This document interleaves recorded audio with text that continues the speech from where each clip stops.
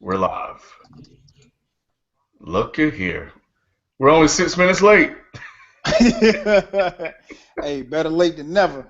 That's my motto. So we good? Yeah, we're good. Okay. Thanks for checking out another edition of Dead End Sports. I am the host, 12 Kyle, joined by my partners in crime, BZ, Ken, and FIFO is on the way. We want to thank you all for checking us out. If you haven't done so already, make sure that you subscribe. This is our live show, and we broadcast live every Tuesday night, 9 p.m. to 11 p.m. Eastern Standard Time. But if you haven't done so already, make sure that you subscribe to our YouTube channel. As you know, we have plenty of videos, a lot of different topics, not just a live show, but we have other videos as well.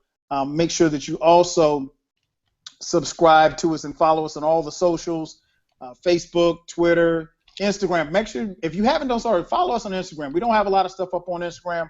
Go start posting a lot of pictures and stuff like that on Instagram as well. Of course, follow us individually. Follow B at BZ430 on the Twitter. Follow Ken at KBINGE. And you can follow FIFO at FIFO247. And you can follow me at 12 Kyle, the number 12 KYLE. Of course, we won't be doing this show alone. Got the crew in here with me. First, big shout out. What up, BZ? What up, though? What up, though? What's good? What's good? What's going on, brother Kyle? Chilling, man. What's up? What's popping? Yeah, man. Just maintaining. I'm glad I'm on time because work been kind of keeping me brother crazy the past couple weeks. So I'm here and ready to go. True. What about you, Ken? What's going on, Playboy? Oh man, I'm kicking it, man. I want to say that for the record, Mike Seaton ruined my day. Sending me that crap about this guy talking about Black Lives Matter is bullshit. You know what? I saw Mike's tweet. I didn't click on the link though. Man, I did a live. So follow me on Periscope.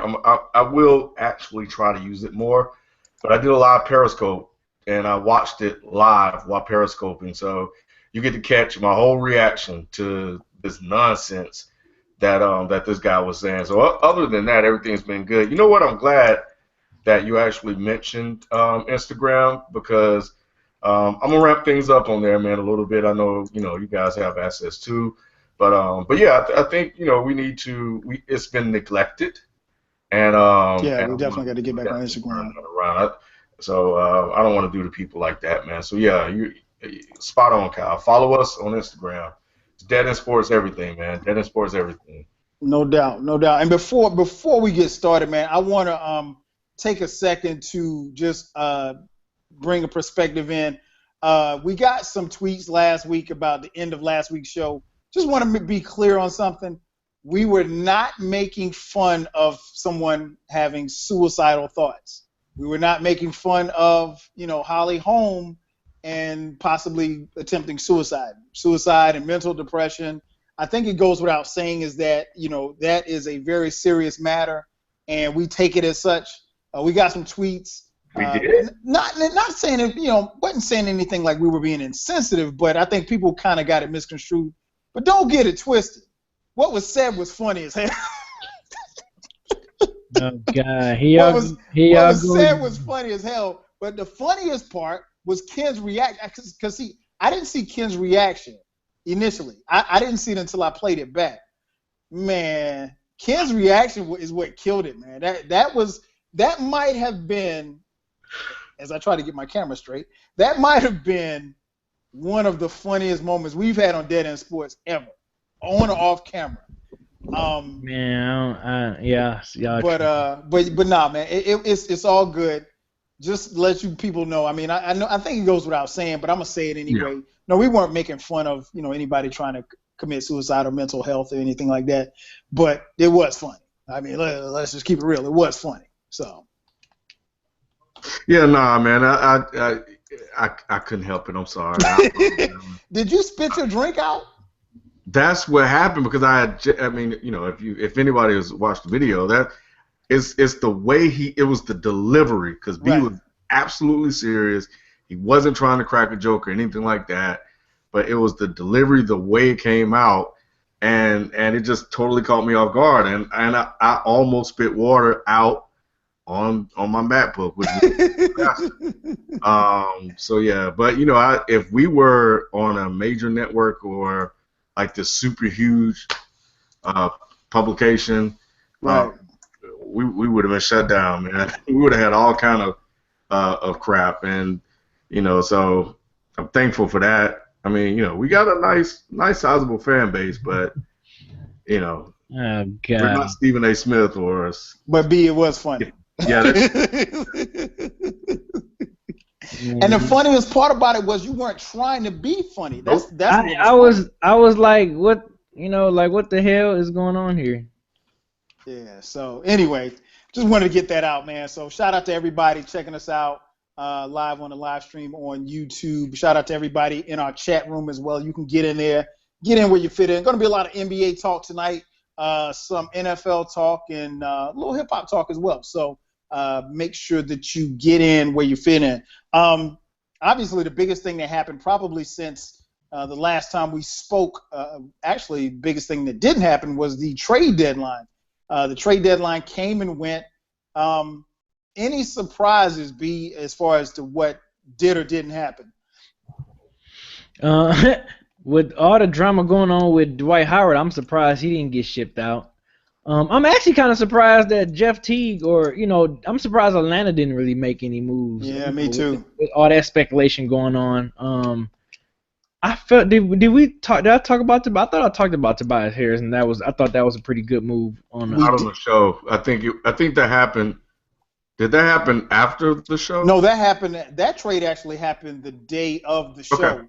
And the trade deadline was Thursday. But yeah, I thought I spoke. But yeah, I thought the Tobias Harris move was good because we still kept draft picks, and we got rid of players. Brandon Jennings coming off that Achilles. You can always never tell from that. So yeah, I thought it was good. I was happy with it. I was happy with the trades. And another trade I was surprised it didn't go through. I'm surprised Cleveland didn't try to load up some more players for LeBron and company. I'm surprised that didn't happen. I was expecting for that to happen. They picked up Channing Frye. But I don't know what Channing is. To be honest, I didn't know Channing Frye was still in the league. To be honest. Right. That's what I'm saying. I'm talking about just another name where we be like, oh shit, he got him. They got them now. So that's all that was. I was just surprised that didn't, they didn't try to load up the team, load the squad for LeBron. What about you, Ken? Any surprises with the trade deadline as far as what happened or didn't happen? I think it kind of went as I thought it was going to go. Before I go completely into my thoughts on last week's trade deadline, check out Off the Bench. Yes. They give an in-depth analysis of what took place. And it went live yesterday, so check them out. We're just going to touch on a topic here or two, if that. But if you want to hear their take on, all of the moves made and what teams won or lost, check them out at Off the Bench, THA Bench, on Twitter, or just go to deadendpodcast.com and you'll see it there. Okay, so I think the thing that I was looking out for was whether or not Dwight Howard was going to be moved. And as of now, we all know he wasn't. The media, they're starting to tear that team apart. The team is fractured internally. We're starting to read the reports, and we're seeing how they were playing. A lot of this is stuff that I kind of picked up last year, and but it was masked by winning. They were winning, so nobody was really paying attention to it. But now this year that they're not winning is more and more evident. And, we all know Dwight Howard, man. When the going gets tough, Dwight Howard is out. Dwight Howard gets going. Yeah. So I don't know if he's going to resign. I doubt it. But I was really surprised that they didn't make a move, considering how their season is going, considering the turmoil that they're in. They got rid of the head coach, Kevin McHale. They panicked. They panicked early in the season. And for them not to panic and make a move, I was a little bit shocked by that. But we'll see how that plays out. They can still get in the playoffs. They can still make noise, and they may still bring the whole squad back. I don't know. Time will tell. Cleveland, I'm not surprised that Kevin Love wasn't moved. I was surprised at the number of stories coming out talking about him potentially being moved, but I think that was the media being the media.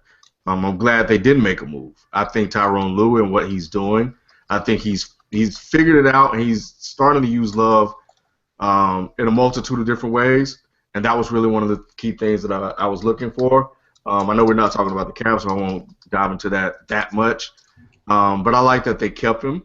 And I like the Shannon Fry move. I think that allows them to spread the court. He can play 5. He can play the 4. So they can go small and match up with the Warriors or whoever else they play that decide to go small.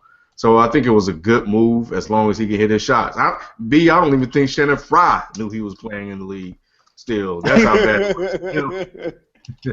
So he's happy to get out of there.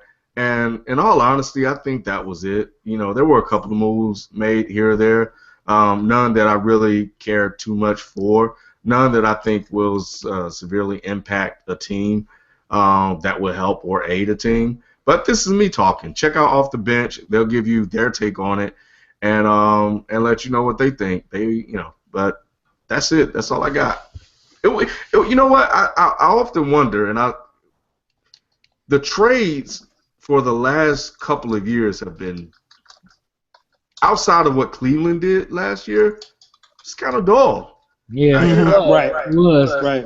Well, all the expectations we thought was about to go down, like really nothing really went down. Yeah, it's kind of whack. Yeah. Yeah, and time will tell. It's just, and I think probably, even like we talked about Dwight Howard, I think one of the things that kind of scares teams off is the fact that, that the whether or not he's going to re-sign with you or not. And then, how much can Dwight Howard really carry a team? It doesn't look like he and Harden are a good fit, but, if you take Howard off that team, then what do they do with Harden? I mean, how far can Harden take this team? I don't know.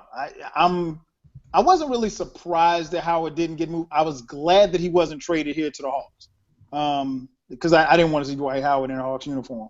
I'm a Hawks fan, so I didn't want to see Dwight. I was a little surprised that the Hawks didn't make a move, but I also understood why they didn't, and I think they wanted to kind of see where they were.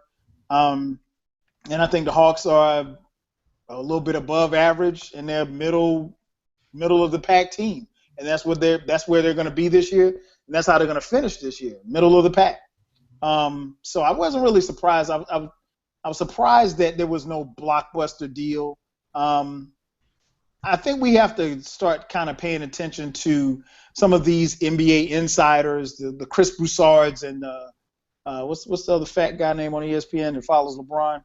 Windhorst, Ryan Windhorst. Yeah, Windhorst. Yeah. I mean, we gotta have time out for those guys because they come on TV and the radio saying that this person's going to get traded and this rumor, and I understand it's all rumors and innuendo, but half of the time that stuff doesn't even make sense, and so if it doesn't make sense, then obviously that a team is probably not willing to make those kind of trades, especially with money on the books and the cap going up next year. So, I don't know, man. I don't really put a lot of stock into it. I pay attention to it, but I don't put a lot of stock into it because you just don't know.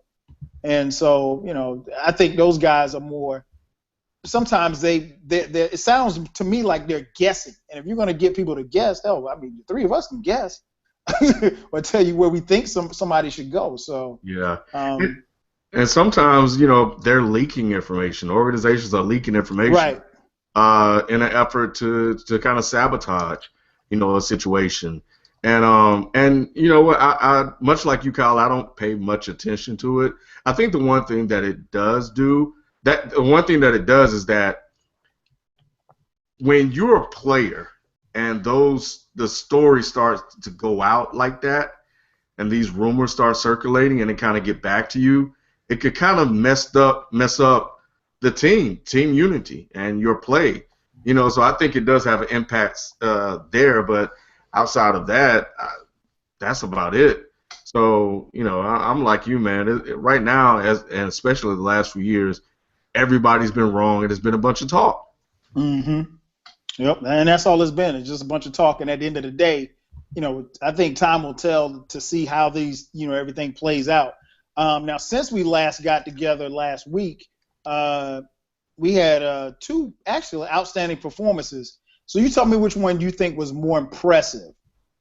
B, I'll start with you. Which was more impressive? Anthony Davis going for 59 and 20, or Damian Lillard beating, almost single-handedly beating the Golden State Warriors on Friday night by dropping 51 on them, and they blew them out by I think 30, handing Golden State their worst defeat of the season. Ooh, yeah, I think I might have to go with Damian Lillard because, like you said, the fact that they did this against the best team in the NBA and Golden State Warriors, and yeah, like you said, he single-handedly was lighting Stephen Curry. Now, even though Stephen Curry went up for 31, which is still a lot of points, that's still a good game. But right. The way he single-handedly beat the Warriors, this is a Warriors squad that only lost 4 games at the time. That was quite impressive. Anthony Davis, we're going to see games like that. I think we're going to see games like that from him. I mean, he played against my Pistons. I hate it was against my Pistons, but now the truth comes out. Yeah, I hate it was against. No. But seriously, I'll mess with you. Pistons, but we gonna definitely see games like that. Damian Lillard, I think, was just easily the most impressive because it was against the best team in the league, like the Golden State Warriors. You know what I'm saying? And he beat them. He gave them their 5th loss of the season. So. And you can tell, it just seemed like you can tell the look on Damian Lillard's face, like he was just out there to prove a point. For one, he had just got snubbed in the All-Star. This was the first game back after All-Star weekend. He wanted to prove a point. He's like, look, I keep getting overshadowed by Westbrook, Chris Paul, and Stephen Curry. Like, I'm showing y'all that I am the elite point guards in this league. And he did that game. I mean, he was pulling from damn near half court. He was like, oh, Stephen Curry, you got range? Oh, I got some range too. Right. I was like, man, Damian Lillard, boy. But, hey, I thought his was more impressive.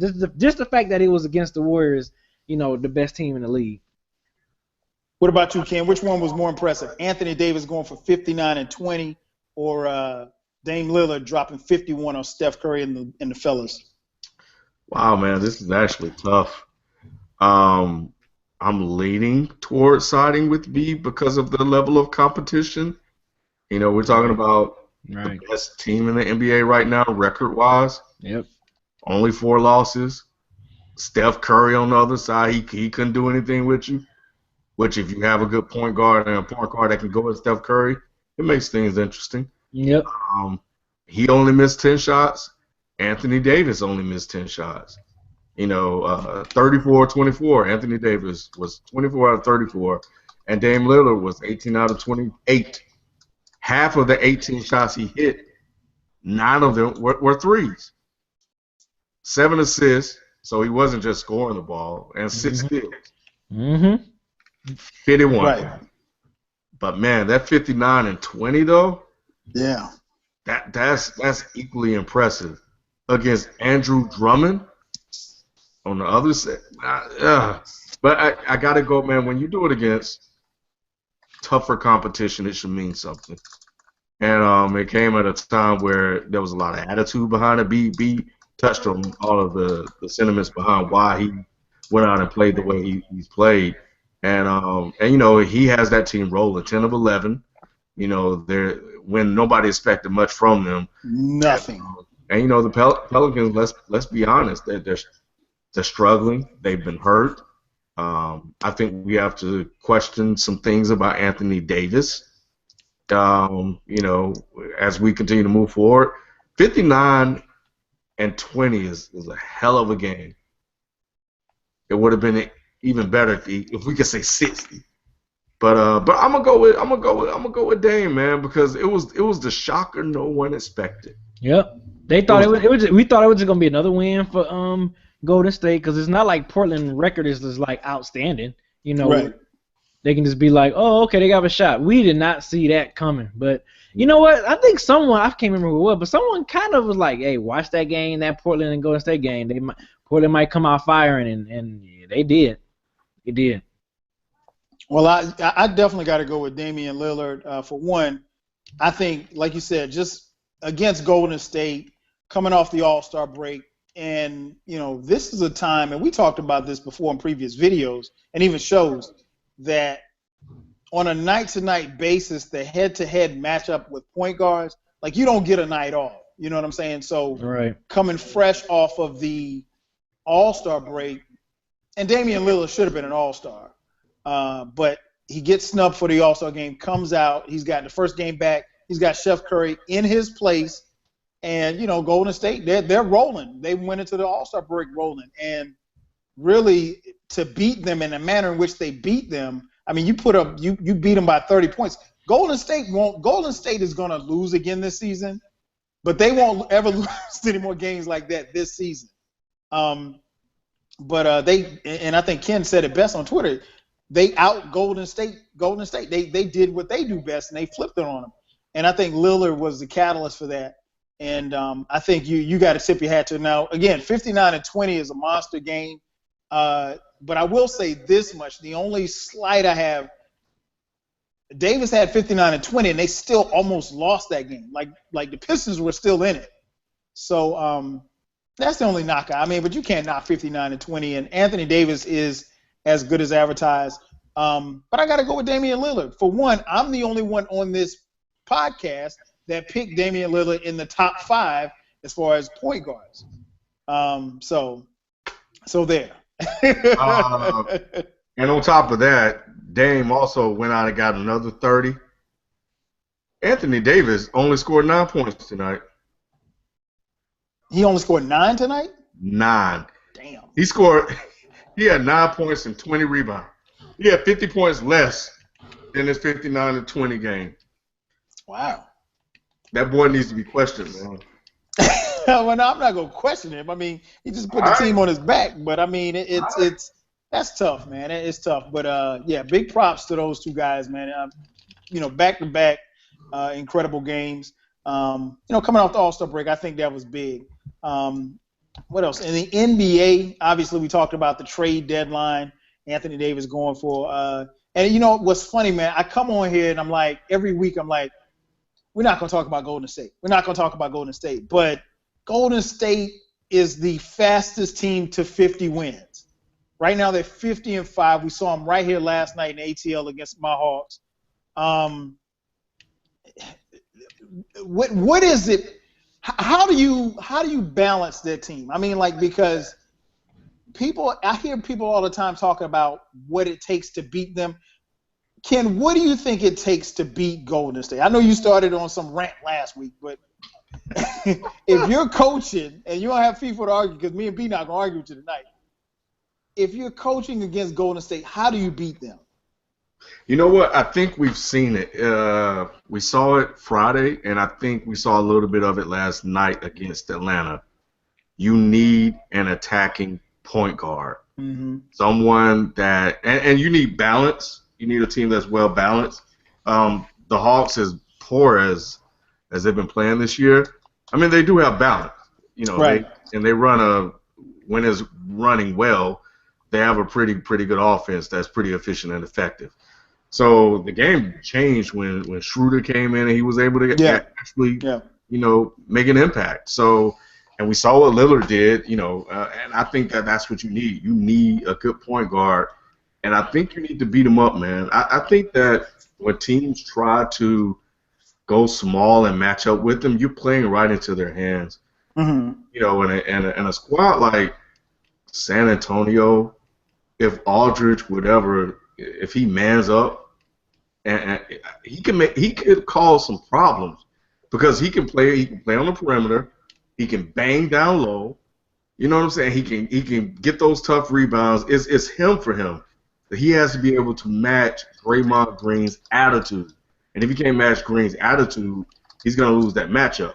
So I think you need to be able to do that. If San Antonio can stay big and continue to pound them down low, they'll be fine. I think that if you don't overreact, I was actually talking to FIFO last night, and I think when teams start to overreact to Steph Curry shooting threes from 30 feet, behind the three, from 30 feet, I think you also fall into a trap. And I think if what FIFO said that, and I missed the first half of the game, he said that, Steph Curry came out on fire. He did. And they started double teaming him. And then at that point, what happens? The rest of the team becomes involved. And Steph Curry is the catalyst for that squad. If he's banging threes and you start to overreact and start chasing, everybody else starts to become involved, and then you got a hornet's nest. So I think you can't overreact to Steph Curry. Let Steph, and have a point guard that has the attitude to go back at Steph, and the talent to be able to go at Steph, because they're gonna hide him. But if you're talented enough, you can still be able to get yours regardless of put on you. And you should be able to try to stay big as much as possible and use size against them, and use size as a weapon. What That's about you, really B? all I got, man. What about you, B? If you're coaching, how do Breaking up. You was breaking up. What did you say? Okay, can you hear me now? I said if you're Golden State, if you're coaching against Golden State, how do you beat Golden State? Man, I don't even know how can you beat Golden State. And look, I'll do what Ken say. Let Stephen Curry get his 80 points and just shut down everybody else. We're gonna do what Larry Brown did when we played the Lakers, man. Just let Shaq get his, but just shut down Kobe and all the rest of the perimeter guys. I mean, only chance if you can match up and go small with them, I mean, that can always and I think that's why a lot of people still think, if healthy, the Cleveland Cavaliers have their best chance of beating them, because they can go small. You can put LeBron James at power forward alongside against Draymond Green. You can put Kevin Love at the center, or Tristan Thompson at the center, another power forward that can run the floor. Just go small with him, man. You have to go small with him. I don't think trying to play big. You saw what happened when they played San Antonio Spurs. When Spurs were like, oh yeah, we still gonna play big ball. We still got LaMarcus Aldridge and David West and all that stuff. They couldn't hang with them boys. Yeah, you gotta make shots. Right. I mean, if Greg Pop don't have an answer, I don't know if it's much I can have an answer for. If Greg Pop like, look, I don't even know how we're gonna beat right now. As of right now, I don't know how we're gonna beat these guys. So it's like, man, I mean, the best bet is just to match small ball with them. And you gotta have the right guys to play small ball with. I mean, you can't play small ball if you don't got the right talent, the group of talent guys to do it with. But yeah, man, if Greg Pop don't got answers, I don't know if I might have. I agree. And shout out to Cheryl in our chat room. She said it's the NBA. Everybody can get beat. She was like, in a 7-game series, you can't beat them. I agree. It's hard, man, because, and what you guys said made some great points. It starts with Steph, and even like last night, Steph got off to a hot start. But Ken, you don't want to hear this. It's Draymond, man. Draymond Green last night, he only had 6 points, but he had like 14 boards and 9 assists. He's the guy that stirs the drink. And I don't know that other teams have a guy that can match up with him and do some of the things that he does, because he does a little bit of everything. And when Steph Curry is hitting his shots and Klay Thompson is hitting his shots, I mean, it's pick your poison. And then when they go to the bench, they got Barbosa, they got Livingston. I mean, Barnes had a decent night last night. He didn't take a lot of shots, but he still finished like 15, 16 points. And I mean, like, you look at I'll put it like this. When you watch Golden State, I always tell people the next day, look at the box score. Their box scores are always full. Like, you'll see guys with like 7 points, 8 rebounds, 4 assists. Like, everybody's contributing to the stats. So it's tough, man. Again, in a 7-game series, can you beat them? Yeah, but in a 7-game series, I don't see it, man. I don't know. I mean, barring injury, and like I said, Ken, I know you don't like to hear me talk about Draymond Green, but he's the guy, man. I mean, Steph gets the props, and everybody's looking at Klay Thompson, but Draymond is the guy that stirs the drink. Look, it's just like I said, if LaMarcus Aldridge cannot let Draymond Green punk him around, it's just that simple. And if he can exert his force and will on Draymond, they have a shot, and he has to be able to do that. But like I said, man, I think, let Steph get 40, let Steph get 50, and try your damnedest not to let everybody else contribute, and just lock them down. And like I said to FIFO last night, I said, look, the Spurs are supposed to be the second best defensive team in the league. I don't know where they stand right now, but coming into that matchup, they were up there. So based on that, Tony Parker can't guard Steph Curry. Patty Mills is quick enough, but he can't guard Steph Curry. No. So let Steph Curry go for his. Try your damnedest to shut down Clay. Try your damnedest to shut down Draymond. Right. Everybody else. And just lock them down. Just stay with those guys and don't let them get engaged into the game. And see what happens, man. And see what happens. And that's really all I got. I like the only thing my criticism of Draymond Green. Oh Lord, here we go. Is that I just think his triple doubles, man. I think he's chasing the stats. That's all, man. I mean, last night he just couldn't hit any shots. I mean, I think he shot like 2 for 10. He only finished with 6 points, so he was taking his shots. He just, but his assists and rebounds were there, and he was the energy guy. I think it was more impressive when it was earlier in the season when it was happening naturally. I think as the season went on, it became more about him. Yo, you know what's funny was I sent that tweet out after the game Saturday night. I hate you, Kyle. Let me tell you guys something. All right, so if you don't follow us on Twitter. I sent a tweet out, and I said, the tweet was simple. It just said, Draymond has a triple-double. Don't tell Ken. And so people started responding to the tweet that I sent. So they're responding to me and Ken. Well, I sent like maybe one more tweet after that. It was 11 o'clock. I was tired. I was like, I got to go to bed. I went to bed. I woke up Sunday morning. I had like 40 tweets. People were going at Ken. They was going at you, Ken. I mean, Ken was just defending his point, but it was like every time he stopped with one conversation, somebody else will say, "Hey, well, did you see Draymond do this?" I mean, so I think it went up to probably about like 1 o'clock in the morning, man. I was dying laughing reading those tweets Sunday morning, man. Yeah, it was ridiculous. My bad, man. You know what? And I saw it, and I was like, okay, good for Draymond. I'm not going to reply because I know Kyle. Oh, man, it was hilarious, man. And I'm like, but in my head, I'm like, people are going to overreact to Draymond Green getting another triple-double. And I'm like, and that was all I said was, it don't impress me. That was it. Yeah. And it was a wrap. And, and I stopped after that when you said that. And then I went to bed. And after that, I saw like 40 tweets the next morning. So shout out to everybody who tweeted Ken at that point. Another thing I wanted to ask you guys, too, before we move on to the NFL, the Oklahoma City Thunder on Sunday, and I try not to make too much out of one game, but the Oklahoma City Thunder got smoked by Cleveland on Sunday. And people always talk about the LeBron, Kevin Durant head-to-head matchup.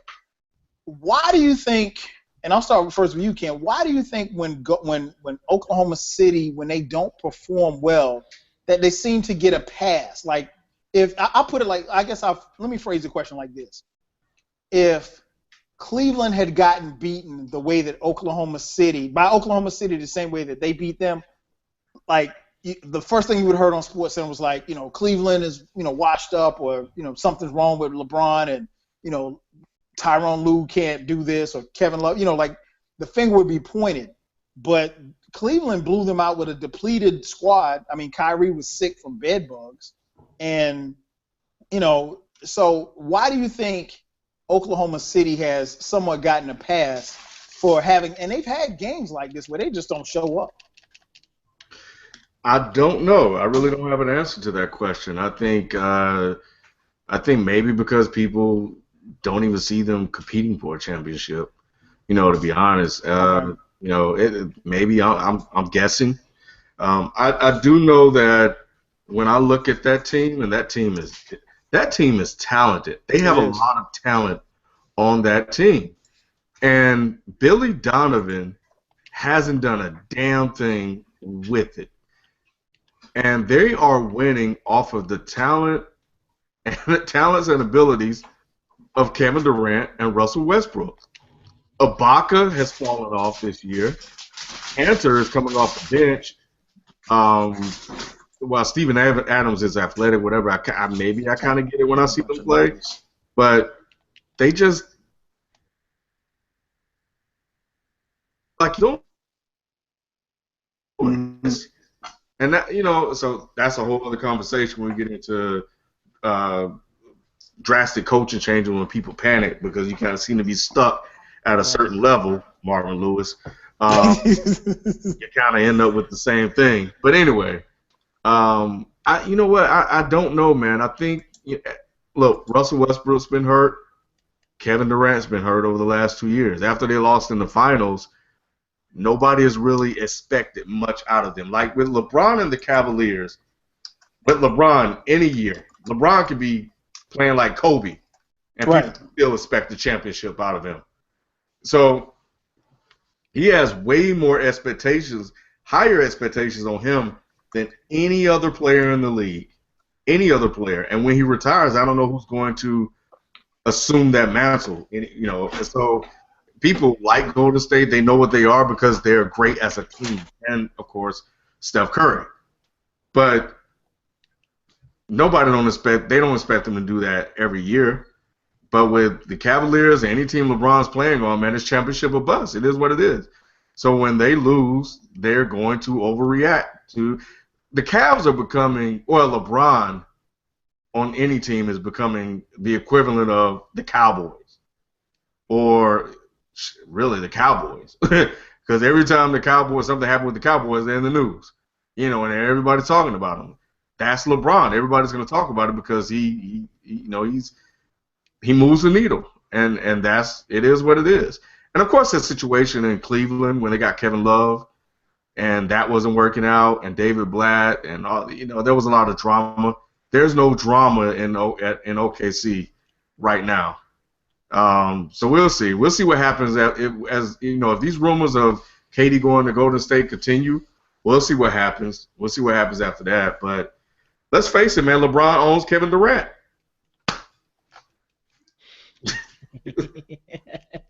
He owns him again. He owns Kevin Durant. Kevin Durant, dog. KD had his shot, man, and as soon as he lost in the finals, that was it.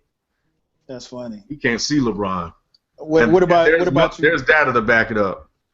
What about you, B? Why do you think they've gotten somewhat of a pass when they have losses like this nationally?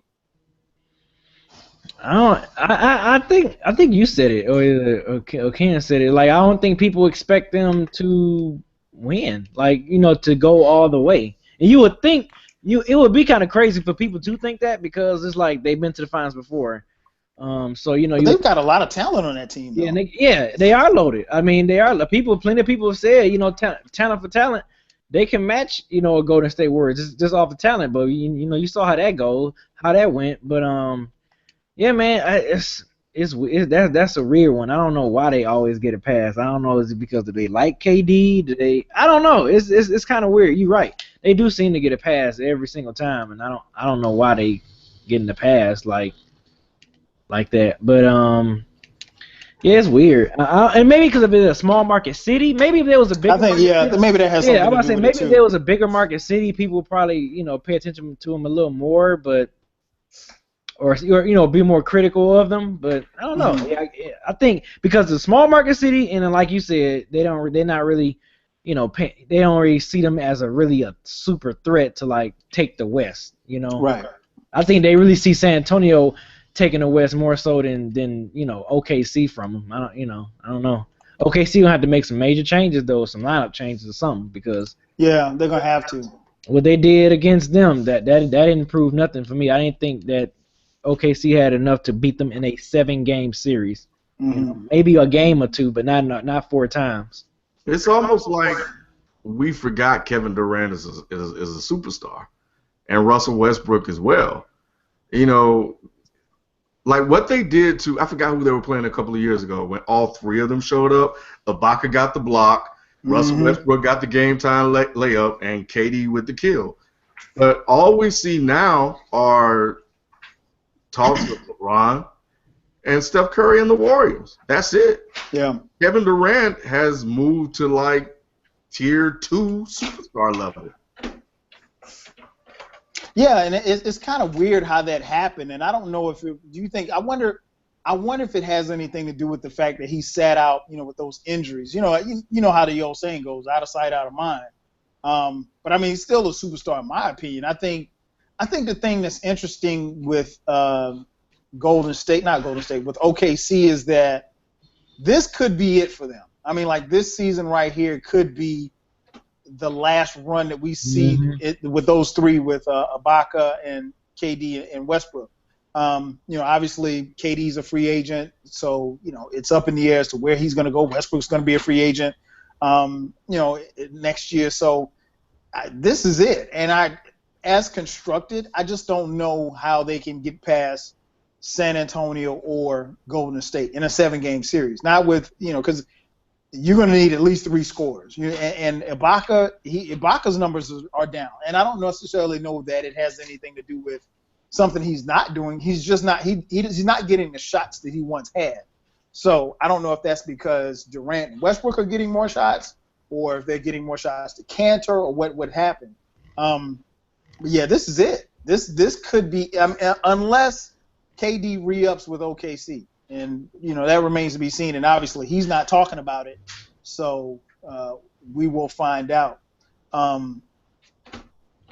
Yeah, so we'll know that this summer. We'll know this summer. Another NBA nugget I want to throw at you guys. Something B tweeted out. The great Gary the Glove Payton sent out a tweet the other day.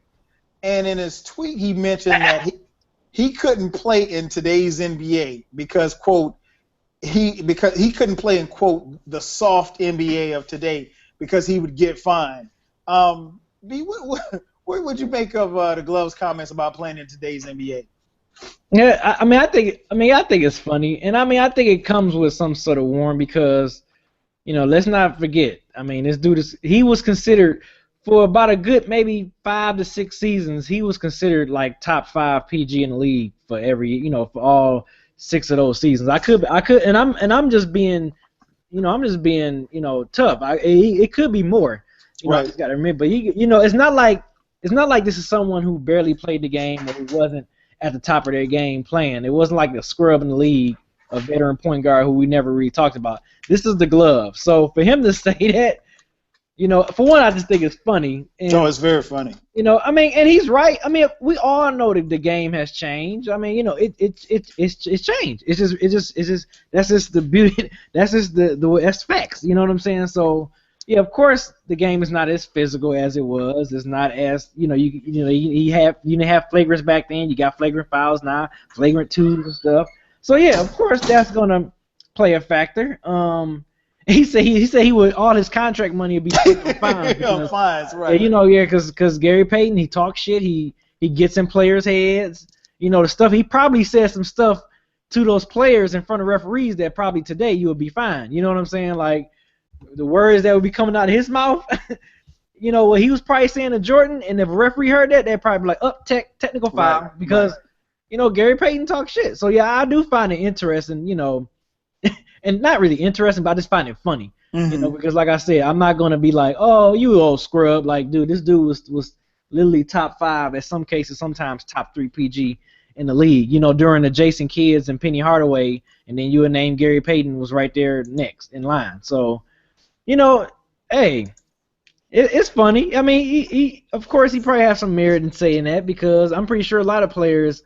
I'm pretty sure it's Charles Oakley or Anthony Mason will probably agree with that. You know what I'm saying? Like, rest in peace. Man, man, if I was in NBA league, I'd probably get fined left and right. So yeah, it makes sense. It's there. Yeah, I thought it was funny. What about you, Ken? Well, I agree with him. Seattle Supersonics, they were one of my favorite teams back in the '90s. Man, anybody that wasn't a Bull. Yeah, man. Gary Payton was the truth, man. And when you think about the point guards of today, and maybe not even the point guards, man, when you just think about the NBA today and how they govern everything, I could easily see him getting fined. No question. Yeah, easy, because Gary didn't take anything from anybody, and if he felt that you were wrong, he's gonna let you know. Period, point blank. That's it. And you could always appreciate that. You can appreciate that level of attitude because sometimes you need that. You need that player that's on there. But Gary Payton could back it up. Nobody was really stopping Gary Payton, when he stepped on the court. And he was known as the glove. And, he took his team to the finals. He lost to Jordan. But, everybody lost to Jordan. Right. But he had a way about him, man. And, he got in fights. They don't even fight anymore in the NBA. Nah. I think he got in a couple of fights in the NBA. So yeah, easily he would be fine, man. But he was tough. And you had to be tough back then because the rules required you to be tough. You know what I'm saying? Mm-hmm. And now the rules don't really require you to be tough.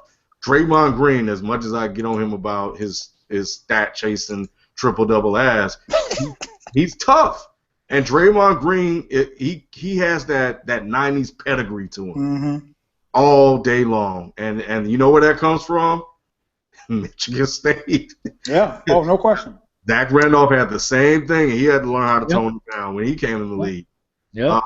So they're tough, man. That's how Izzo breeds them up there. So yeah, I totally agree with Gary Payton. He would be fine. A lot. Yeah, I agree. I think the glove, I mean, he was a guy that wasn't, first and foremost, he wasn't going to back down to nobody. And I don't care. I mean, he was out there talking trash to Jordan, and he didn't care. And he backed it up. And I think, obviously different players excel in different eras. Could he have played in this era? Of course he could. He's a great player.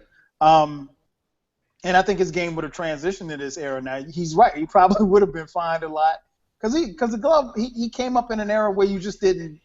I mean, he's from Oakland. So, nobody, if you know anybody from Oakland, people from Oakland don't back down to nothing. So, they have a very tough-minded mentality. So, and that's how he learned the game on the streets, on the basketball courts in Oakland. So, I thought it was funny. But it's dead on. I mean, and the glove would not only talk trash to the players, he talked trash to the coaches, he talked trash to the refs. So yeah, he probably in today's NBA he'd get teed up real quick. I think he'd get teed up for looking at a ref. So that's where he is right now. Man, Ryan thinks that Jesus. Ryan doesn't think the game is soft today. Oh no, it's soft. I mean, compared to what it was. But I think and I don't necessarily mean that as a diss, but I think when you look at the totality of where the NBA is, you have to look at a lot of things changed to where the game was played because the consumers, the people who paid the money to go sit in the stands, I mean, we had some games in the mid 90s where, NBA finals games where the final score was like 74-80. So and it was hard to watch. Even the most diehard basketball fans would tell you that. We had some lean years, even in the post-Jordan era. We had some lean years as far as NBA was concerned. That coupled with the fact that you had a lot, there was a lot of backlash about kids coming out of college, going straight to coming out of high school, going straight to the pros, and the fact that they couldn't, quote unquote, couldn't play. And then the brawl at the malice at the palace, that was the final straw. At that point, they were just like, nah, we got to clean up this league. And, to be honest, the league was a lot dirtier back, when I was a kid. So, so it softer? Yes, but there's a lot of components that made it soft. And according to Ryan, they didn't have skill. They just used physicality. No, it was more than that. And the players today have skill. That's how they. No, and it was a different game because you take a guy like Kevin Durant. Kevin Durant is 7 feet tall. In '87, Kevin Durant's he's a center. He's not a small forward or power forward. You know, they tell him to get his 7-foot ass in the post. You ain't out here shooting no jumpers. You know, so the game has changed, and players are a little bit more finesse now. They're not as physical, and you know, physicality doesn't necessarily get you an NBA roster spot at this time. You know, I mean, we remember, and B will tell you because he grew up a Bad Boys fan. There was, especially in the 80s and 90s, there were players on every NBA team that were the physical guys, the goons. Everybody had a player like that on their team, you know. So, but now goons are extinct now in the league. Yeah. I mean, there's no goons in the league anymore. I mean, like Kim mentioned, Zach Randolph may be, you know, somewhat of that pedigree of a goon, but yeah, like the Charles Oakleys, the Anthony Masons, Ireland Beers, Rick Mahorns of the league, and Charles Smith from the Knicks, you know, the '90s Knicks, and yeah, that's extinct. We don't have those in the NBA anymore because the NBA won't allow it because the league is soft. Exactly. Right. You know who would be great in the '90s? Who? Delhi. This guy, man. Yeah, Delhi would. Delhi is the modern day version and a shorter version of Bill Laimbeer. I'm gonna let you in on a little secret. I'm better than Delhi right now. Delhi's a bum. Oh, but but he the one though, Kyle. Delhi's a bum. They call Delhi off. Come on. You put Delhi on Utah, and you know what happens to him? He goes to the D League. All right, man. We're not talking about. I'm just saying he can play because he's physical. Right. People call him dirty. Yeah, I mean, and that's what it is now. The goons are the dirty players. Like, man, can you imagine how many? Can you imagine how many times Bill Laimbeer would get ejected from a game in today's NBA league? Like he would miss half.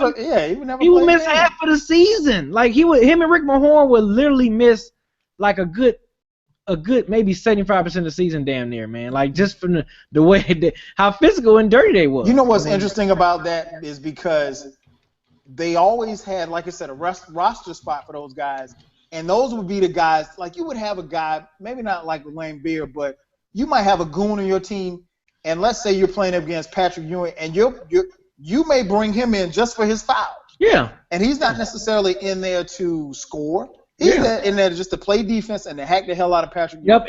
And you know, they used to bring guys in like just to get you mentally off your game. Hey, go in there and foul, you know, hack him up, foul him or whatever for a couple of plays. Like you go in there, man. Like if Stephen Curry was playing, not saying that Stephen Curry wouldn't last, but like if Stephen Curry was out there hitting threes, man, Chuck Daly is sending like, hey, go out there and hit him with a couple of hard fouls, like you know, to kind of like, you know, be like, shit, make him think twice of coming. Because back then, you come to the hole, Kevin McHale and Robert Parrish used to whack you, and they'll look at you like, come down this hole again. Like, if you come down here again, you're going to get whacked.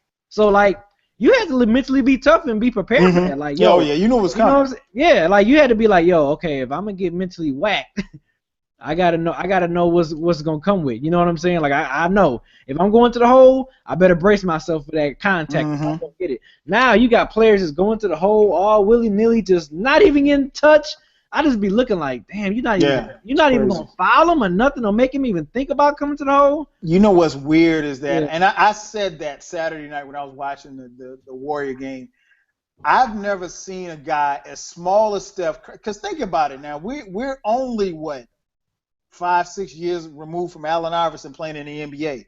They used to beat the hell out of AI, and to his credit, Bubba Chuck always kept going to the rim. He kept going to the rack. But I've never seen a guy like Curry get so many wide open layups. Even last night, he had at least, I counted 4 layups, and nobody did nothing for the Hawks. And then at the end of the game, when they made their run, he shoots a 3 in front of the Hawks bench. And his momentum kind of carried him back into the Hawks bench. And then he makes the 3, and he does a shimmy in front of their bench. Well, they say it was towards Bazemore, but you know, because him and Bazemore was teammates at Golden State. But man, that's what like stuff like that. Like if someone would have shimmied in front of someone, man, what? Like that would have been like a no-no. Nah, yeah, like you said, B. Yeah.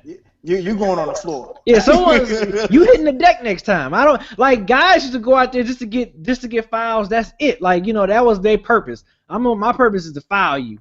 And man, they would have fouled the hell out of Stephen Curry.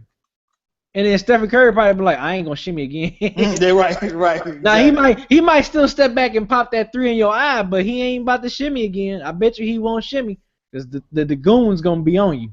Exactly. Before we jump to the NFL, one quick college basketball question I want to go over with you guys.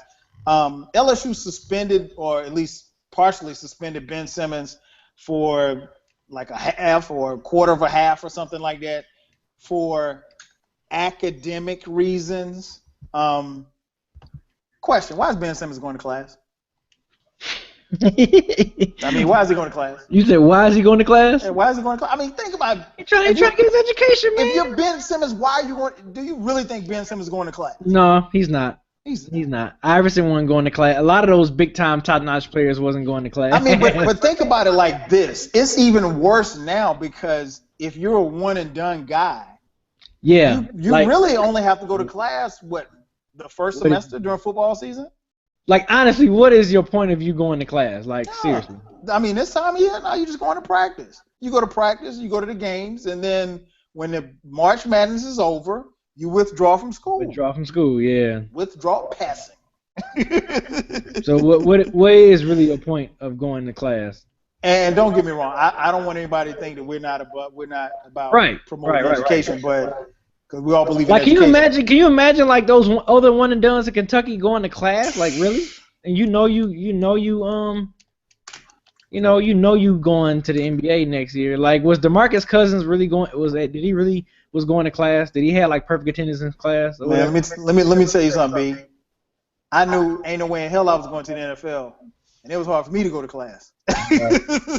So I can only imagine your college basketball superstar, and so I don't know what LSU was doing. I don't know what kind of message they're trying to send, and LSU they're in trouble, and they may not even make the tournament, and which is going to be kind of interesting when you think about it. We're going to be trying to pick our brackets, and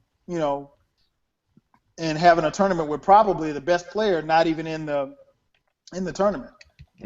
Speaking of which, we will be doing a Dead End Sports bracket, so make sure that you hit us up when that bracket comes around. We don't put it. We didn't do it for money last year, did we? Nah. I don't think we did.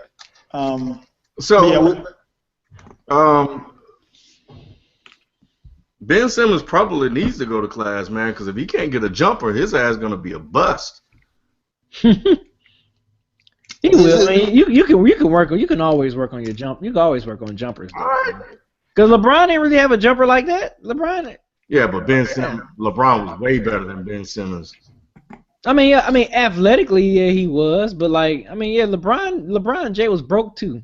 you gonna have to work on that Jay. If Ben Simmons was serious, Derrick Rose didn't really have a Jay like that. His Jay improved. I'm not saying Derrick Rose Jay is like butter, but like from the time he first came in the league, first couple of years, his Jay was broke too. He had to because he was. His Jay is like he's like the flattest jumper you ever want to see. Yeah, he do. He don't have no kind of trajectory on his jumper. Yep. I don't know, man. I something about that boy, man. I don't know, man. Somebody asked in the chat room, can we talk about the Kimbo fight? Probably not. Unless y'all want to talk about it. Look, what I saw on Instagram probably has to be like one of the funniest. I mean, I know for UFC, MMA fans, that has to be a bad look. I mean, I'm pretty sure you're not proud of that product that was shown out there on Spike TV. Dude's like, how you get knocked out by gravity? Like, how gravity knock your ass out? You know what I'm saying? Like, Ken, why you laughing, Ken? I'm serious. Like, how you just like swing and miss and then you just like fall? Like, and then what made it even funnier was like as my man fall back, you can see Kimbo Slice. He drenched over his knees, dude. Like that shit was awful. That was bad. That was very bad for MMA. That wasn't on pay-per-view, was it? No, it was on Spike TV. Oh, I gotta look this up now. It was on. Man, Ken, just Instagram it. Just go. Go on Instagram and search like Kimbo Slice or something. You gonna see it's funny. that fight, dude. It is So, funny. how you get knocked out by gravity, dog? Like how gravity take you out? gravity took your ass out, dude. Like that's so funny. Some NFL talk real quick. The Redskins just came out today and officially made a statement that Robert Griffin III will not be back as their quarterback. Ken, you all right, man? he looking at it. You see it? You see it, Ken?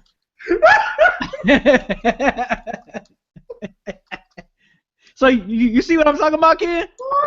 How you get knocked out by gravity, dude? He crazy.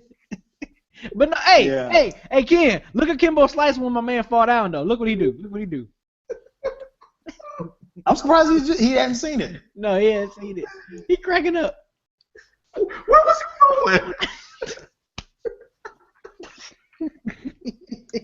going? He wasn't going nowhere, man. Gravity was knocking his ass out. That's knocked him out. That's what was happening, man. Gravity was like, bring your ass here. Oh my God.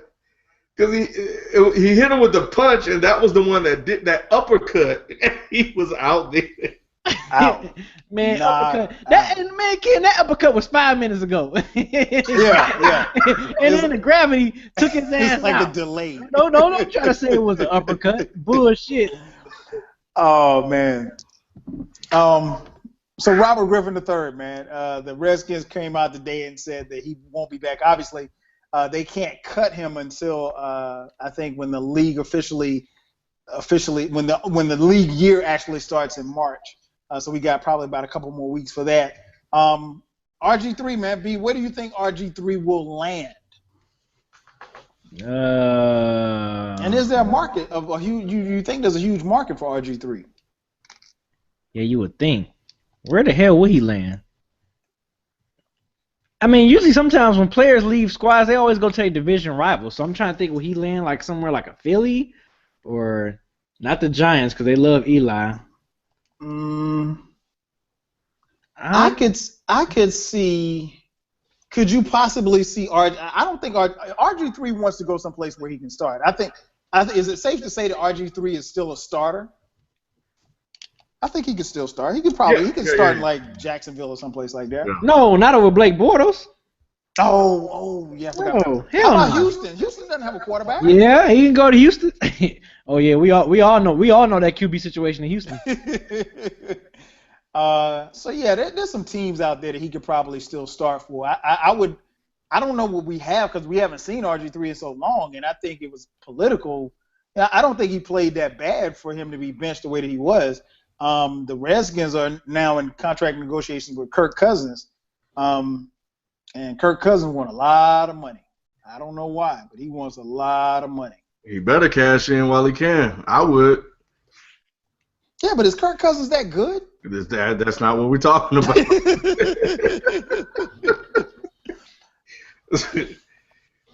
Hey, your boy Ken is also up for a contract. Well, he's supposed to be restructuring his contract.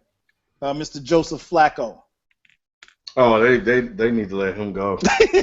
you so hard on Joe Flacco, man. He's a Super Bowl winning quarterback. So is Trent Dilfer. Hey, Trent Dilfer didn't do it the way Joe Flacco did it, though. And to be honest, so is Eli Manning again. Oh, man. Where's Mike from Baltimore? I mean, AJ from Baltimore. Girl, I'm sorry. AJ from Baltimore. Where's he at? He's big Ravens fan. So, yeah, just a couple of quarterback stories, man. Also in the NFL, more trouble in Dallas. Defensive end Randy Gregory was suspended for 4 games, or was notified he will be suspended for 4 games for violating the NFL substance abuse policy. Came back with cloudy piss. Now, this is the guy who last year at the Combine tested positive for drugs as well. Any cause for concern for Dallas, B?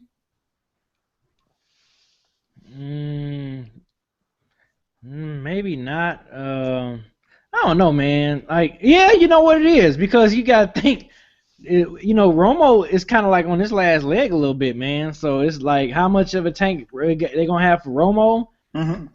how that defense is looking. I don't know. You probably can start growing a little bit of concern, and unless Dallas makes some moves during this free agency part, after draft and everything else and free agency, offseason free agency. Let's see what they can pull off. But as of right now, yeah, if I'm a Dallas Cowboys fan, yeah, you have to be somewhat a little bit concerned.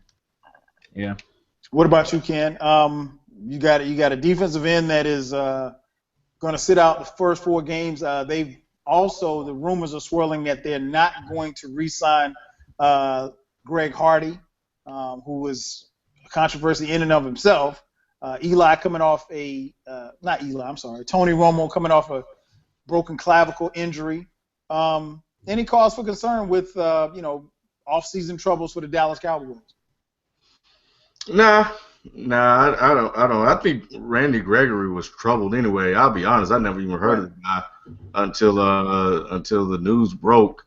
And when the news broke, I was like, why do people even care that this guy got suspended? Because it's Dallas. Well, because he was good in college, and then he tested positive at the combine. See, that's the thing, like that. You really got to scratch your head. I mean. Right. At the combine, like if you're smoking weed, just stop. Exactly. Just stop wait till after the combine and stuff. You know you're gonna get tested at the combine. You know that. If you don't know any other time, you know you're gonna get tested at the combine. So you come to the combine high, or with cloudy piss, I should say. Right. You dummy. Well, that's for them to figure out. I do think they need to get RG3, just in case. Romo go down. That's a possibility. Yeah, but outside of that, I'm glad they're not re-signing the abuser, that beat up his women like quarterbacks. So I'm glad they let in Hardy go, because what he did was wrong, and he didn't need that shot. So to play in the NFL again. So anyway, man, but I don't really, not yet. I think it's still too early to really even kind of evaluate what Dallas will be or how things are going to go with them. Okay. And joining the crew is the 4th member of the crew, my man FIFO. FIFO, what up? What it do? Chilling, man. What's up with you? What up? Shit, my bad, y'all. I kind of forgot. Got to the crib. You forgot. Yeah, man. Look, man, the job has been fucking nuts, man. It's raining, it's crazy, and all these crazy motherfuckers come to the job, ask me about transferring this, doing that. Let me digress. Thank you for having me back onto the show, man. It's my bad. I forgot, y'all. Crazy. Damn, man, we almost done. Yeah, I know, right? I know, man. Hey, I got one more thing to talk about, and that's it, unless y'all got something else y'all want to talk about. All right, so here's what I got. And we sent this tweet out the other day. You guys know a little bit about hip-hop. I know a little bit about hip-hop. The people listening know a little bit about hip-hop. Jay-Z has often referred to himself as the Michael Jordan of rap. So if we're comparing rappers to ball players, if you take Kendrick Lamar, what current NBA player do you compare Kendrick Lamar to? Steph Curry. Why Steph Curry? Because he's flawless, and every time he performs, he brings it every night, and it's something that you've never seen or heard before, and it's just crazy and leaves you in awe every time you see him. Okay. That's a pretty good point. What about you, Ken? I'll say Westbrook. I said Westbrook. Every time Westbrook step on the court, man, he fighting for the cause, brother. He fighting. But Westbrook can be a bit messy. Kendrick isn't messy. He's not reckless. Kendrick's very calculated. Kendrick is calculated. I'm just talking about, he's like, I do like FIFO's comparison because he is kind of like that silent assassin that they're saying Steph is a little bit. So, and then Draymond is a schoolboy. No. That's definitely J-Rock. That's just because the rest of them niggas is TDE, man.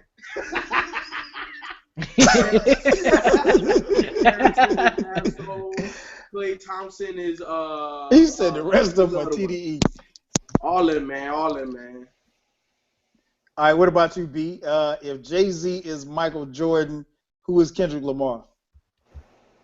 Michael Aloha Candy. I mean, my bad. Yeah, I think I'm gonna go with Stephen Curry just because you know why? Because I'm gonna compare it to when they did the top PG list and how they put Kendrick in the top 10 greatest MVCs of all time. Okay. Yeah, Kendrick. They had Kendrick in the top 10. It was like, which you shouldn't have been. It's still early. It's way too early. But the way he's going, he could be going there. Same thing with Stephen Curry. Like put him over Isaiah Thomas. It's like, whoa, it's still early. But if Curry plays like this for like another 6 or 7 years and win like 2 more championships, then we can sit back and have this discussion. So I would say, Stephen, huh? No, I was saying you can't put Steph Curry over Isaiah Thomas. I would, and you can kind of say it about Kendrick Lamar. Like, can you have him at top 10 all time right now? Maybe not, but is he going there the way he's going? Yeah. So it's just like, I would say that. I would say Stephen Curry just because of that. Just the way that people are ranking him so high in the NBA, and the same way with Kendrick, they rank him so high in hip hop culture. You know what's funny? Nobody said LeBron. Not just here, but I mean, like when we tweeted it out, nobody said LeBron. Cause LeBron he's at the end of more toward the end of his career. Like LeBron is on a decline. Remember, and knock on wood, I'm not. You think LeBron's on a decline? Yeah. He's going to get to the finals again. You do know that. Just because you get to the finals and you still have continued success does not mean that you are not declining. Physically, he is declining. Yeah, he is. He is. Experience and wisdom and basketball knowledge, he's infinite and he's only going to get better. But your body's going to decline. It just can't keep up with your mind. So where Kendrick is right now, physically and mentally, he's still in his prime, where LeBron is not physically in his prime anymore. I would say LeBron is more like T.I. or one of those guys, somebody that's been around that can still, when they drop an album or a single or something like that, they still get respect. But are you really checking for him like that? You know what I'm saying? Like, I check for the Kang. Kanye like Kobe. Yeah, who is Kanye? That's who people cracking up.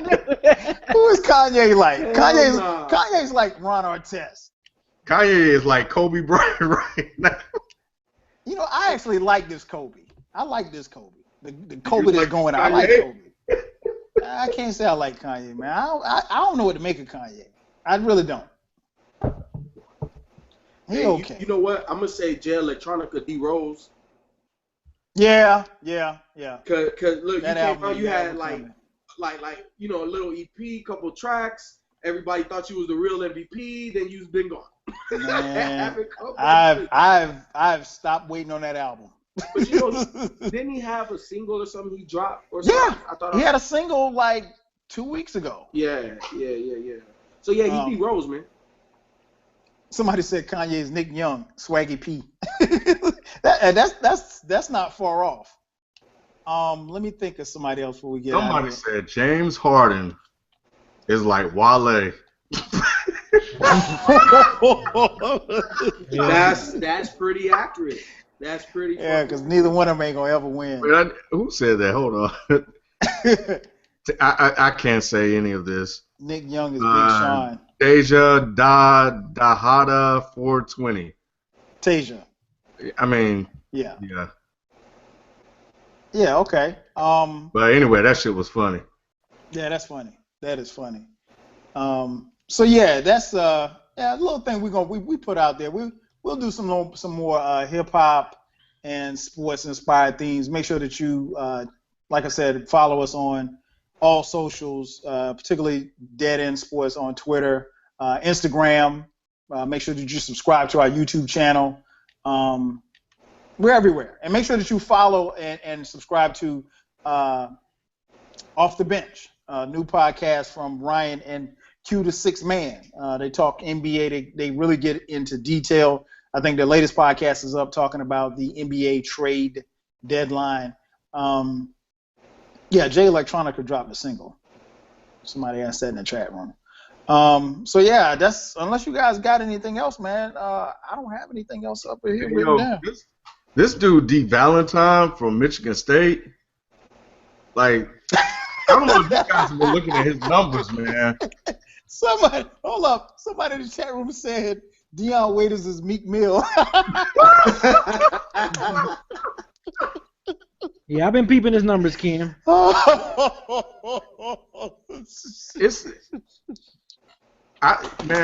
remember him from that's funny. That much better, B.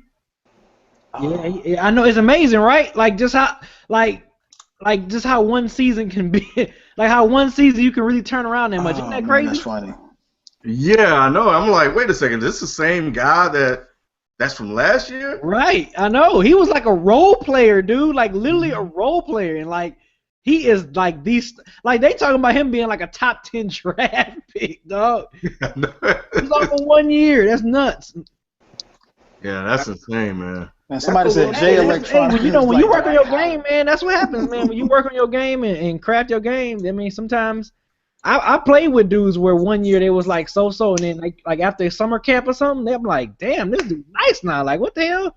So sometimes it happens that way. That's the one advantage of players staying in college, because not everybody progresses at the same time.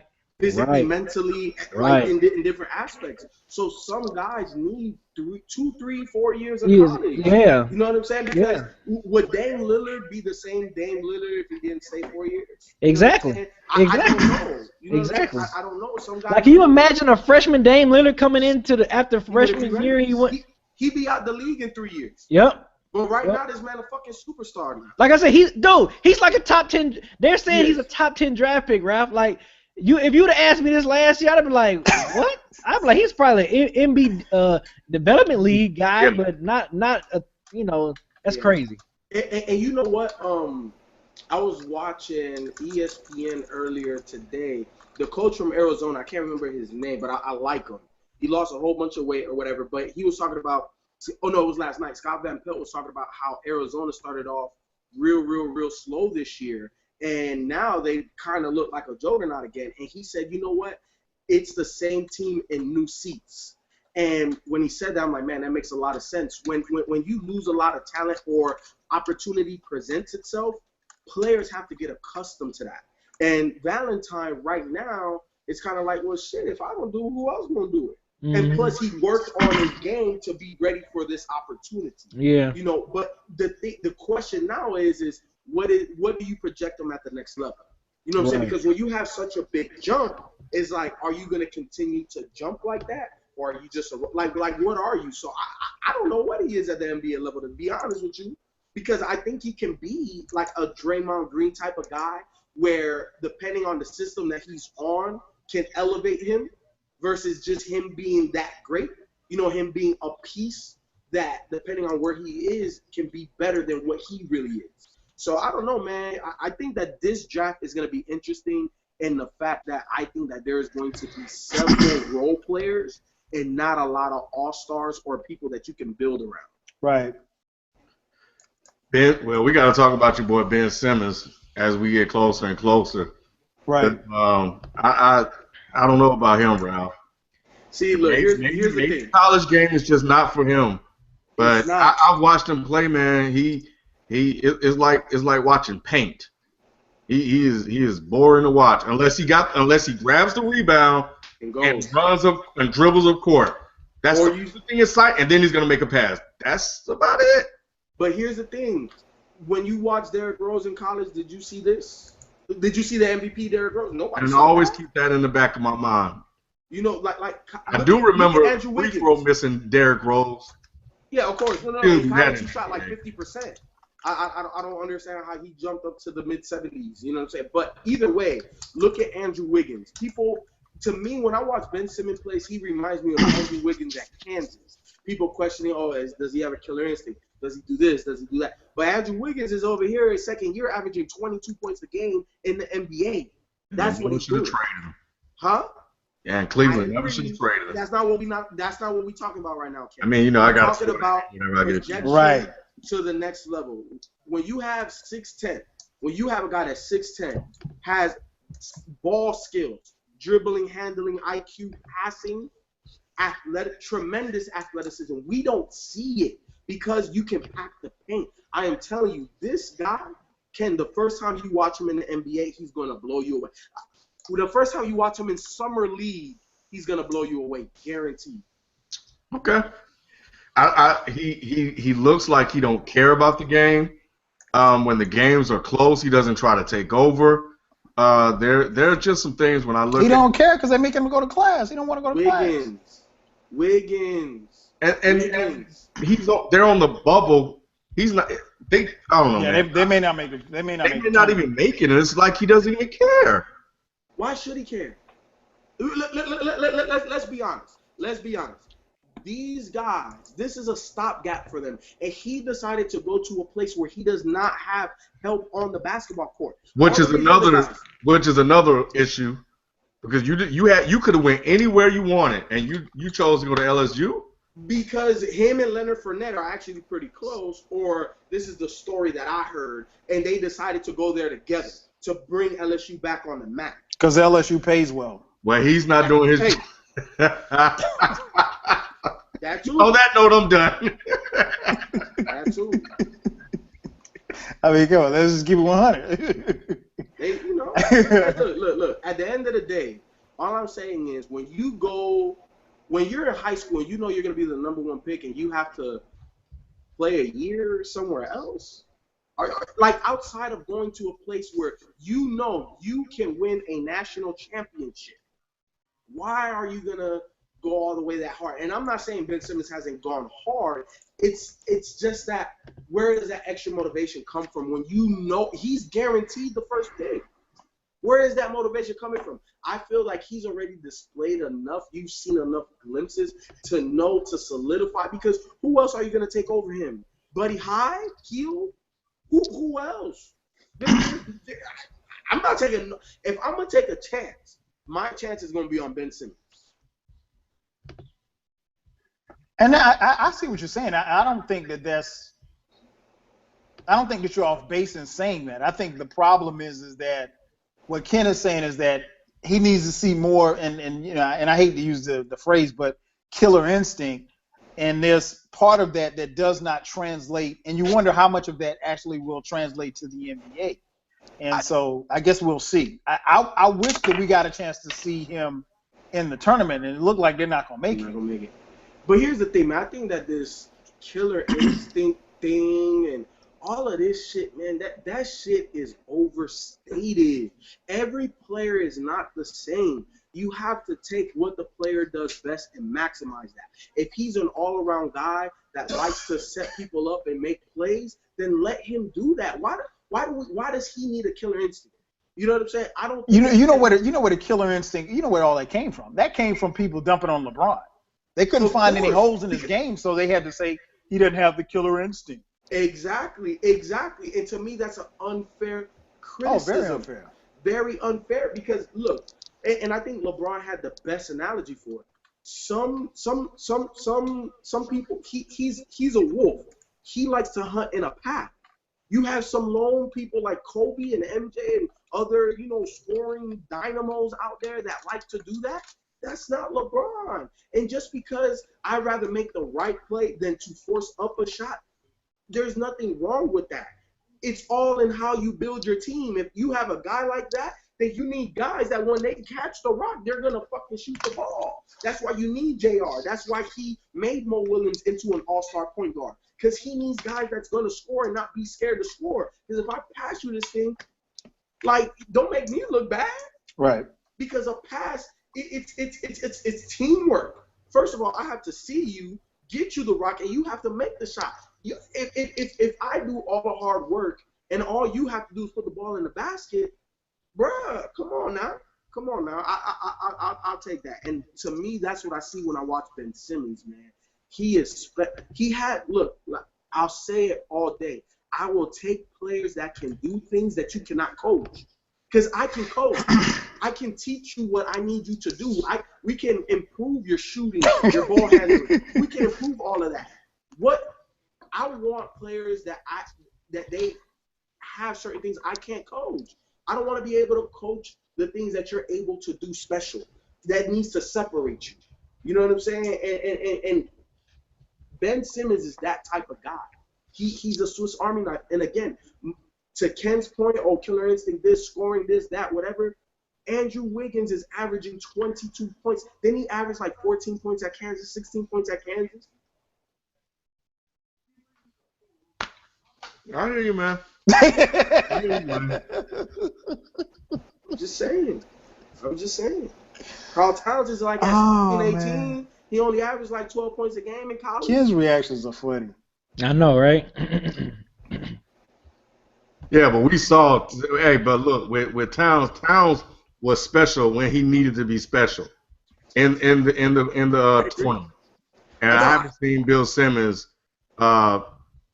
be special yet. I disagree because the man scored 45 points without shooting a three, bro. That's a good game. Yeah, but we've also seen him struggle against teams like Georgia too. I mean, like he should be dominating every night. Thank you, Kyle. He should. That's my only knock. He should dominate every night. It's college. First of all, he don't have a squad. Who? Name me one other player on the squad by name, first and last. I don't know anybody on LSU's team. The last I could name you the starting five that played with Shaq, but I can't name anybody on that team. I guess my frustration is that, like Ken, and I'll be honest, I've only seen Ben Simmons play probably 2 or 3 times. But from what I could tell in the highlights and stuff and what I hear people say, he's not as dominant as he should be. Now, regardless of whether or not, and I know having teammates, that makes a difference, but at sometimes, I mean, on the most nights, he's the best player on the court. You need to leave all doubt that you're the best player on the court. And I think that's the problem. People don't see that every night from Ben Simmons, and that's why they're questioning his intensity. You know why they're questioning it? Because people equate success or dominance by scoring points.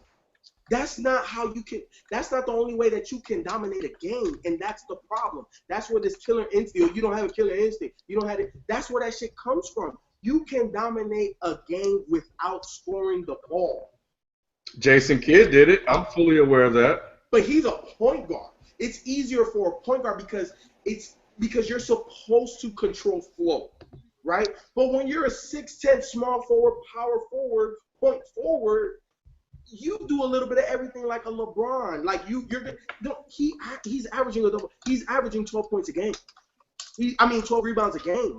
So he's dominant on the boards. He's a good rebounder. He's a really good rebounder. He's their leading rebounder.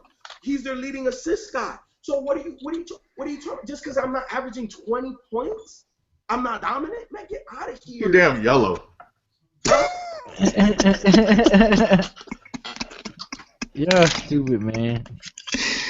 Hey, real quick on the NFL, do you spend any time watching the combine? I find myself, I don't really watch a lot of the combine. I do. Man, I like all of this pre-workout and I just can't, man. And I'm gonna tell you why. I guess why I find it fundamentally flawed, because you're in shorts. I mean, like, you know, we don't know. I don't know what Russell Wilson runs in a 40. I don't know what Cam Newton runs in a 40, but I do know that he can run a 4.5. But I know he runs faster than that on game day when he's got people chasing him. Of course. I guess because I've seen a lot of players come and have great combines and get drafted high, and they turn out to be busts.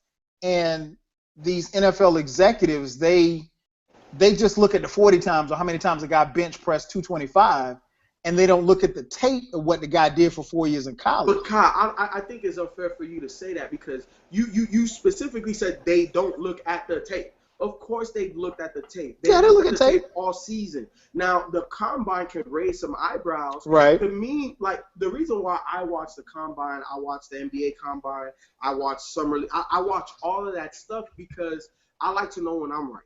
You know what I'm saying? And I feel that in these measurables, you can see certain things that separate people. You know what I'm saying? How natural somebody's hands look. Yeah, you know, it's different when you're in the game and you got a safety barreling down on you, cornerbacks behind you, you got to make a tough-ass catch. That's completely different.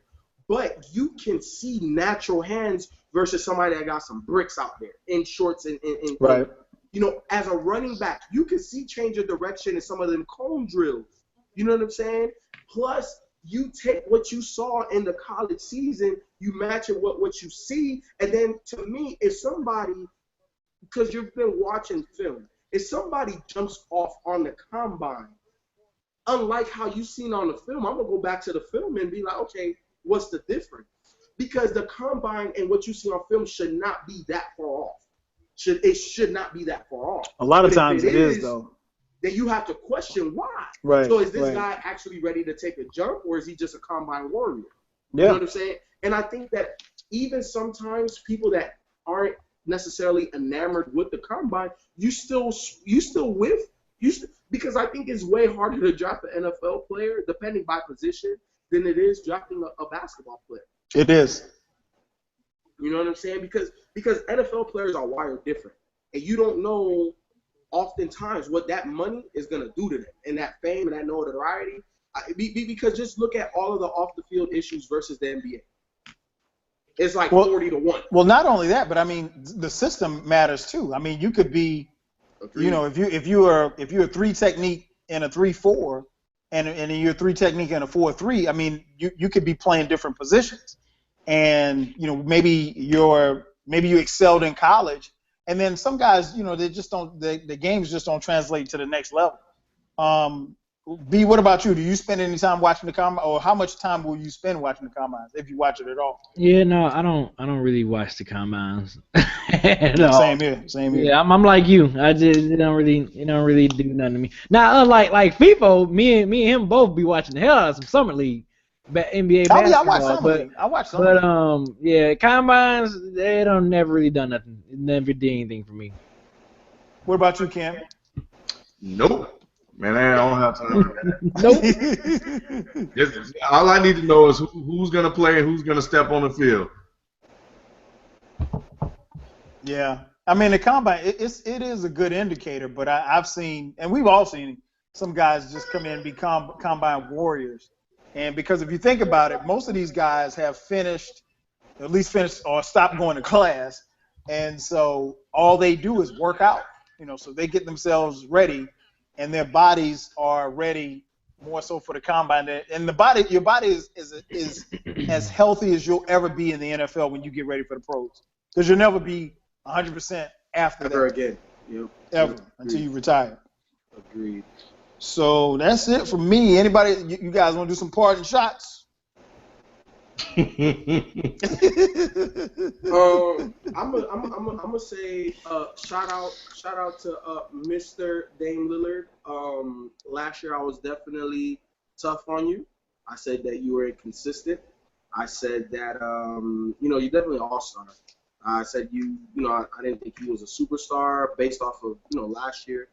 This year proved it right, and the cherry on top of I think for him personally in the season, is scoring 51 against the Golden State Warriors, against the real MVP at home, and just let everybody know, like, hey, I am one of those guys to contend with.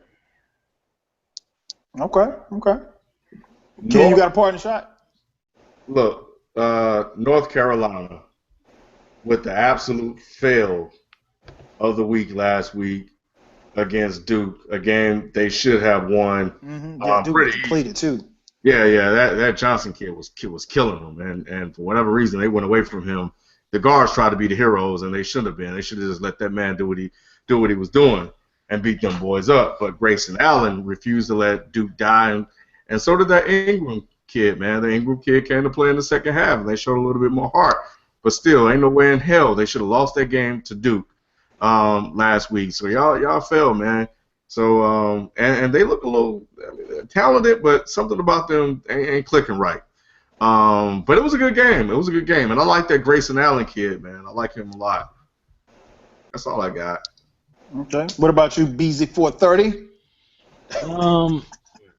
What is so funny? Because we don't know what you're gonna say. Jesus Christ! I don't have much either, just like Cam. But the only thing I want to say is, Manny Pacquiao, shut up. Yeah, Like, yeah. dude, Please do. what is Shut wrong the hell with you, up. dude? Like, if you got an opinion, you know we are in a very sensitive society now. So anything you say, that people gonna disagree with you, something outlandish like that, it's going. Look what happened. You lost your Nike endorsement. You lost over 3 million followers on Twitter. His joint went from like 3 million followers to like Wow. 8,000. It's like up to like 25K now though. But like you're losing a lot of stuff. Now you shopping around trying to get an endorsement deal because Nike dropped you. Look, if you feel that way about gay couples and lesbian couples and stuff, keep that within the household with your wife, since y'all so religious or whatever. So just keep that in there, man. Keep your mouth shut. You didn't have to say that comment out loud. Now you got, everyone coming at your neck and stuff like that, at your head. Just be quiet, man. Just be quiet and be prepared for your Timothy Bradley fight, which is supposed to go down in April, if it goes down. Because there's supposed to be some stuff going on in the Philippines that they trying to have him. Yeah, I heard about that. But yeah, Manny Pacquiao. At the end of the day, shut your damn mouth. Your English is not as sharp anyway. Shut your damn mouth. And keep your damn opinions to yourself, please, especially off of that matter where you're going to offend millions and millions of people. So, Manny Pacquiao, be quiet. Yo, did you hear that he said that he would be open to talking about fighting Mayweather again? Yeah, I mean, yeah. It's over, man. I know. 7 years too late. Yeah, I got one more parting shot. Go ahead. Hey, Mr. Kurt Rambis, new head coach of the New York Knicks. No, don't do it, Kurt. Look. I like some ass and titties my damn self. But guess what? By me liking something, it ain't gonna jeopardize my job. Exactly. You, on the other hand, you need to understand how Twitter works. You could look at them things all day. Don't retweet. Don't like that motherfucker, man. Don't favorite it. Look at him. Yeah, Kurt. Yeah, and then he said he got hacked. Yeah. Kurt Rambis. Technology is not player friendly. I'm gonna let you. That's the motto for 2016. Is not player friendly. My parting shot, man, deals with baseball. Baseball is punters, pitchers, and catchers are reporting all over. I'm very interested to see what goes down in Miami because one of the greatest hitters of all time is now back in the game. That's right. Barry Bonds is the hitting coach for the Miami Marlins. I'm looking forward to seeing what they're going to do. More importantly, I'm looking forward to seeing what Barry Bonds is going to do. Regardless of how you feel about Barry Bonds, I think, should be in the Hall of Fame. Barry Bonds is equivalent. I mean, like, he had Hall of Fame numbers before the whole steroid stuff. Do I think he did? Hitter all time. Yeah. I mean, like, I saw a game where the bases were loaded and Barry Bonds was at the plate and they walked him. They intentionally walked him. They said, well, look, we'll give up a run. We don't want to give up 4. So it's good to see him back in the game. I mean, regardless of whether or not, and I know people think Barry Bonds is an asshole, and he is an asshole. But I think his play on the field spoke for itself, and it's good to see him back in the game. I don't know if he'll ever make it into the Hall of Fame, but I think he should. How do you feel about what his comments were about the Hall of Fame when he said all of my coaches and teammates, they know what it is? Because I think people can't deny what Bonds was. I mean, and he never failed a drug test. We got to keep that in mind too. It was suspected that he took drugs, but I mean, he never failed a test. So, your peers never come up cloudy. I mean, what can you say? So I think what he's saying is basically that he has the respect of his peers. And, Barry Bonds could care less about what people thought about him, but I think whatever locker room he was in, he had the respect of his peers. And I think ultimately that's all he ever wanted. So do I think he'll get in? I don't know. But his numbers, the Hall of Fame numbers, have gone up these last 2 or 3 years. So, maybe 5 years from now, we may have a different They ain't letting T.O. in the damn Hall of Fame. There's no chance for Barry Bonds getting in there. What's going to be interesting is we talked about it last week. Randy Moss is going to be interesting because you can't keep Randy Moss out of the Hall of Fame. He's first ballot. Yep. Yeah. If T.O. ain't safe, nobody's safe. Yeah, but you got to put Randy Moss in before you put T.O. in. You got to put T.O. in there. Is he in there? Nope. Maybe next year. But T.O.'s first ballot though. I feel you. I'm with you. Is Randy Moss? But Randy Moss not. I don't think Randy Moss is up for eligibility next year. I think he's up the year after. I think the year after, yeah. So I think T.O. might get in next year. I don't know, man, but that's whatever. Whatever. That's another conversation for another day. Yeah. So that's going to do it for us. Make sure that you follow us on all the socials. As I mentioned, make sure that you subscribe right here on YouTube.com. Make sure you follow us up, hit us up on the Twitter, as well as Facebook and Instagram. That's going to do it for us. For Ken, for B, for FIFO, I'm your host, 12 Kyle. I'll let you next week. Peace. Peace, and shout out to everybody in the chat room. Y'all some fools, man.